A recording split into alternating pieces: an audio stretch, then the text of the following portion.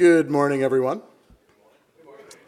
Welcome to the East Coast edition of Fire Festival. It's going to be a good time. I'd like to start, I think there's a couple of key themes for today, and maybe I can start by telling a story. So, Mr. and Mrs. Johnson, loving couple, on a very cold, wintry day, they part ways, kiss each other goodbye.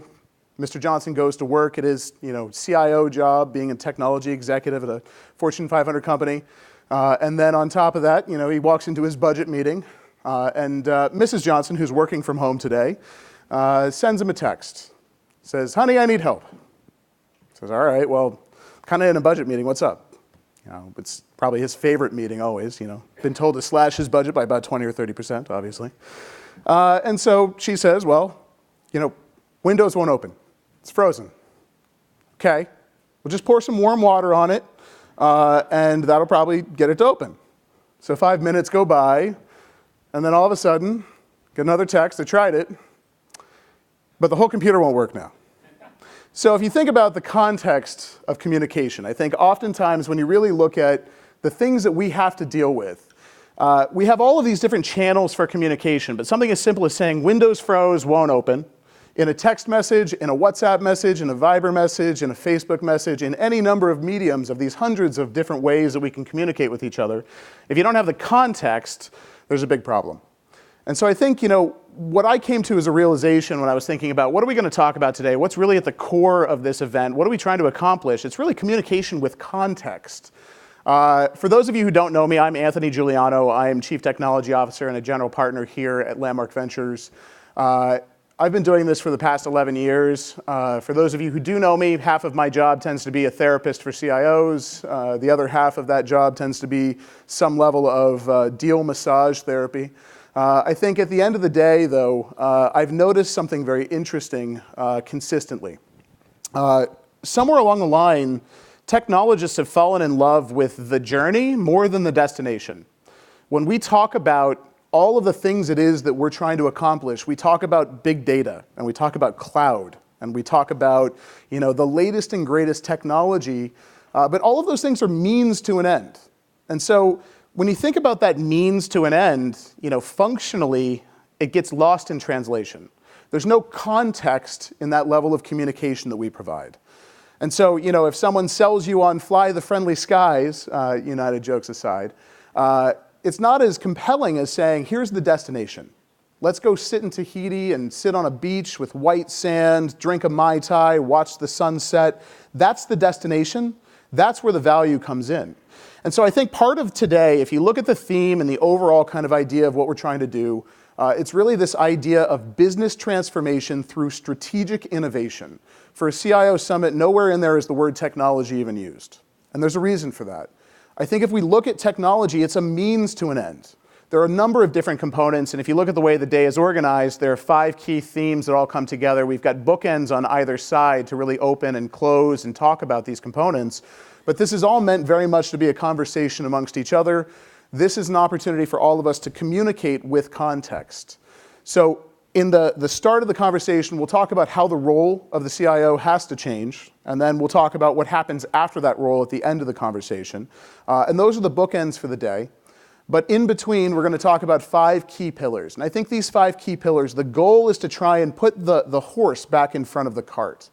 So if we're talking about big data and cloud, which I'm tired of doing and I don't want to do it, we've done something wrong. If we start talking about where we're going within our businesses, and we start to talk about what it is that's the destination, then we're doing something right. And I think that's the level of communication that our boards expect of us. That's the level of communication that our employees expect of us, and our end users and our customers expect of us. And so let's talk about those 5 key pillars. These are the 5 key pillars of transformation that I think are most important for every organization today. These are the frameworks, the guardrails that set us up for disruption. And these are the opportunities of how we can actually extend ourselves into the future. So the first major transformation pillar is becoming a data-driven enterprise. It's not about big data, it's not about BI, it's not about machine learning. It's about becoming a data-driven enterprise. That concept of how do we make real-time decisions across the entire organization, synthesizing every information component possible to arrive at actionability as quickly as we can and make the most informed decision for our business to set ourselves up for success. Yes, big data plays a role in that. Yes, machine learning automates and makes that faster. We have to synthesize unstructured, structured data, third-party data, look for monetization strategies around it, but fundamentally and functionally, it's about that real-time decision-making capability that we need to get to.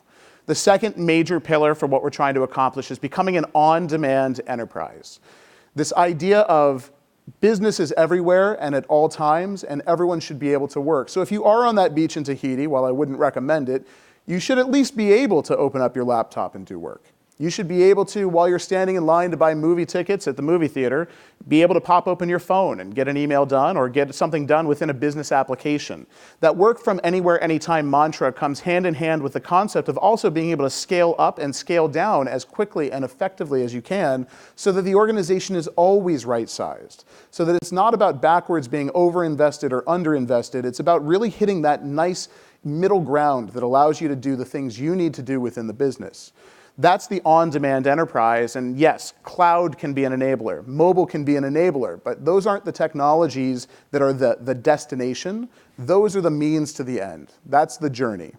The third topic that we're looking to address is really becoming a digital enterprise. There's a lot of conversation today around digital transformation, and I think many people are going through these types of efforts within their organizations every day. A lot of businesses were built in the 1800s. A lot of businesses were built, even earlier than that. And even if you look at early 1900s, the internet is a fad. It'll go away at some point, I'm sure. But as we kind of build these businesses and as we look at, where are we going to be in the future, there are some fundamental facts. For the first time ever, the top 5 companies in the S&P 500, the 5 largest companies, no longer oil, no longer manufacturing. The 5 companies are 5 tech companies. Microsoft, Google, Facebook, there's one more in there, I'm sure. Amazon, and there's another one in there, I'm sure. Apple, thank you, that's actually the number 1. And I actually have stock in them, so it's good. So the 5 biggest companies that we have today are now functionally tech companies. What does that mean for an insurance business who has been around for 150 years, who has issued things on paper? What does that mean for a retail organization trying to compete with a large one of those top 5 to be able to actually do brick and mortar operations? What does that change? Where does this digital transformation path lead us, and how do we get there? We need to start embracing the cognitive revolution. We need to start looking at how do we actually apply and cater to the end user needs of our customers, of our employees, and all of that within that digital world means a better UI, a better UX, and it means embracing some of these technologies that will help us get from A to B. The fourth category, which oftentimes gets maybe left on the wayside, but is something to think about, is becoming a protected enterprise, the concept of cybersecurity. We can't just be preventative anymore. We need to be detective. We need to be ahead of the curve. We need to create a protection life cycle that's multi-layered, multifaceted, and we need to also think in terms of the ROI of security. How do you measure it? How do you peg it? How do you actually implement something that means more than just the sum of its parts? And so really creating a protection strategy is really an entirely different set of asymmetrical warfare changes that need to happen within not only within our 4 walls, but also in the way that we think about creating those strategies. And then finally, becoming a connected enterprise, which is now at the forefront of everyone's mind in some fashion or another. But again, we're still using this at the concept of the journey rather than the destination. A connected enterprise embraces things like Internet of Things, wearables, drones, all of these connected technologies, and that means that there's an implication from a market perspective back to everyone else. And so sometimes we can see these as obvious, as ways that we can impact the supply chain for a manufacturing organization, and sometimes they're not as obvious. So those components alone, I think, are really what we need to start talking about and looking for at a context level across the organization. And the way to do that, I think, is by bringing context to the communication, talking more about business, talking about these pillars and talking about these strategies for transformation rather than talking about technology. So if you see someone today starting to talk about technology, feel free to send a tweet and say, stop talking about technology, and someone will come up and say, okay, no more technology. But let's talk about business, and let's see where all of this leads. So to kick things off, I think we're going to start with a panel with a couple of very good friends who are actually incredible pioneers in the industry. So we have Frederick Ferron from Fannie Mae, Manjit Singh from Clorox, and then Ken Corvu from Omnicom. So let's give him a round of applause to start.